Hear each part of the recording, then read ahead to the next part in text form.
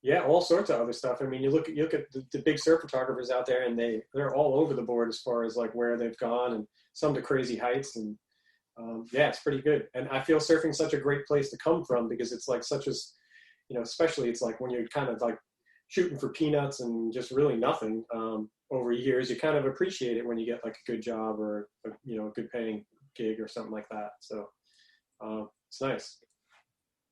Yeah, and I think you're driven by the aesthetic of the entire, experience initially, especially if you are a surfer yourself, getting into photography to then like transition that. I think it starts off probably with a love for, the ocean and everything that's tied to that. So then to translate that same passion into other, other realms is great. Yeah, it's actually helped me a little bit too, I guess you would say, with the whole, architecture and the real estate. I do a lot of like regular real estate as well. And I just had a funny story today. I'm driving back home from a job, and I see one of the realtors that I work for is coming out of the coffee shop. She comes over and rolls down the window. She's like, "Hey," she's like, "crazy." She's like, "I got a listing coming up." She's like, "I'll be calling you." She's like, "I got the job because of you, because he's a surfer dude and he knows Nelly. He knows Nelly." He's like, and she had no idea that everybody calls me Nelly. And she's like, "People call you that?" I'm like, "Yeah, that's kind of like my surf world, I guess, surf shop name." So yeah, and then she's like fist bumping me. She's like, "Yeah, right on." So yeah, kind of like it's weird. That weird whole surfer thing. Like a lot of people kind of like dig that, and I feel like they almost, it might almost in a weird way help me, kind of like with a icebreaker or in certain areas. So. Well, I like how you were saying how the skill set kind of like translates from one to the other. I know you and I had a conversation about how it's a hell of a lot easier to take a photograph of an architectural interior space than it is to get like absolutely pounded in the impact zone while trying to get a tube shot. So, being able to like, work your apertures and work your shutter speeds and, the skill set that you bring to what you're doing now is like your foundation in a way. Yep. Yeah, definitely life is a lot easier when, photography life is a lot easier when your camera's on a tripod and you swim around in an angry ocean. It gets a little bit more difficult, but yeah. So but definitely, I feel like it's definitely helped, and my style a little bit has kind of come from the surf world. The whole, because my interior, I guess you would say, style is like kind of very natural light, and which is what I'm kind of familiar with. Be shooting outdoors pretty much my whole career. So, it's nice. It's like I feel like a lot of the things that I've been shown as far as, in my area and what I'm doing now, it isn't like that. Everyone was like, real estate and architecture and this, it's HDR and this and that. And to me, those images are gross because they're kind of like just everything's like oversaturated and right. I was going to say that they're oversaturated for sure. Yes, like mechanical, and mine. I show people some of the stuff that I do, and my windows are for people that are kind of familiar with interior photography. And my windows are blown out, and kind of looks a little weird, but it's like light and airy and dreamy and beachy almost, I guess you would say. So sure. Whatever. So listen, we usually do a thing towards the end of our conversation called "You're on the Clock." And we just like rapid fire a couple questions at you, and you have to answer them as quickly as possible in as little words as possible. You think you can play this silly game with us? I guess. I hope so. All right, here you go. So what are you currently riding? 6.0 Cannibal, or Corvac, I guess you would say. Huh. Okay. What are you currently listening to? I have to say this. My music skills are pretty bad as far as like Spotify and all that stuff. So I'm a Pandora guy, which I know that's friggin' old school, but I listen to friggin' Tupac radio all day long. There you go. Okay. All right. What are you currently reading? What am I currently reading? Internet websites. That's pretty, no books. We already talked about your go-to camera setup. When's the last time that you dropped in on someone, and was it on purpose or on accident? It was a while ago, and it was definitely on purpose. My buddy Chris, for sure. Oh, so you dropped in on a friend of yours? I did, yes. He got the wave before, so it's like the next set was supposed to be mine. So he deserved it. He deserved it. Okay, good. He paddled around you. You didn't drop it on him. Exactly. Fine. So the next question is, did you feel badly about it? No, not at all. Felt good about it, actually. It's amazing how it works like that. Yeah, I wouldn't feel bad if he did it to me, so it's all good.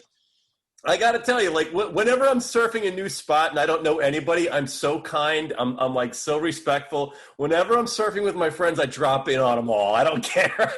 They're not going to make it anyway, you know. Yeah, and if they do, screw them, right? All right. What was your most recent memorable wave ridden? Probably had to be that's recent. It would be over the wintertime, Jersey. I don't want to say where, but it was, fun little tube day. Shot for a little while and surfed for a long time. Just perfect right-hand tubes for a couple hours with my buddies. So definitely that was when it was cold. So it was a while ago. Yeah. So what was your most memorable wave photographed recently? That would be recently, I guess would be, I have like this, it have to be like this Balaram air. He's doing an air in front of like the sun with like the city in the background. Right. And, I saw one on your site. Yeah. So it's, I was chasing that image for a number of years to get it just to line up. You have to do it at a certain time of year, and it took a long time. And that was probably the last image that I was kind of like happy with, I guess you would say. That was like a year ago. Right. So, not part of On the Clock, but we got another swell on our back doorstep. Yep. So, what are your plans? I was feverishly making calls this morning because my last looks at the all the charts and everything looks like this is going to be pretty impressive. I think. Yeah. I think definitely better than the last one. Almost even, dare I say it, Halloween Storm-esque. Not in the same spot, but the same kind of variables coming together. So I have like the big plans for a spot, but I don't know if it's going to pan out this swell. If not, then I'll just default to my typical swim around a beach break somewhere. Are you working with specific publications, online or print? No, I mean, I used to do all the time, but these days, nah. Just kind of like, honestly, I like to do, I don't want to say pressure, but I don't like to kind of like commit to people before. I just kind of like to do my own thing. And so a lot of the spots I've been lucky enough to shoot the past few years, or on the really good days anyway, are places that you don't really want out there. So maybe if one pops up on social media with a no name, it's cool, but not necessarily looking to get it published beyond that. And do you have a crew of guys that you would like roll with on this particular swell? Yeah, this one in particular, I definitely do. This one, well, I would have, but it might not work out because the guy's not feeling well. So yeah, the one person might be out, and that might be the key driver to make it not happen for this one. Yeah, we've been planning this for a little while, and it'll be impressive if I can pull it off. So nice, cool. Yeah, I'm trying to hatch a plan. I'm trying to clear my calendar. I'm trying to figure out how this is all going to shake out. Because it's funny that you said the Halloween swell. That lets me know that you're old.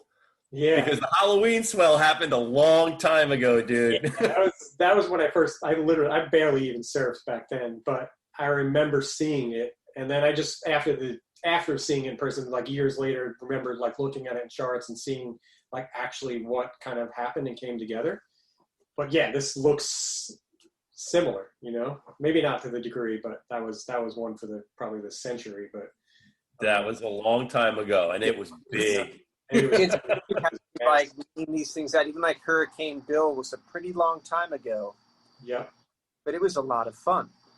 So it's kind of, and then like the Joaquin swell, I was down here in Jersey, which was incredible. and a particular wave lit up that doesn't light up all the time. And kind of a similar view of that Balaram, shot you got. And it was just, I think you could almost talk to people who surf about these, like, within like 20 years, there's like 8 incredible swells you could like mention. Everyone's like, oh, really? It's going to be like that. Yeah. Just kind of cool. Yeah. The Halloween storm was one of them. Hurricane Felix back in the day. That storm was, dude. That summer of '95 is burned into my brain. It was like Felix, Lewis, Opal. It was just like we had like hurricane swell for 2 months. Yeah. That was like the first year, I guess you would say, quote unquote, I was like a professional surf photographer. That's at least the way I feel. I had like a real setup and I actually chased waves. And I feel like that was like my debut into the surfing, surf world. That's in my own mind. That's like the calendar time frame that I kind of started going after it. Was that 95? 95, yeah. I was like just getting hair in my balls and like surfing stuff like that.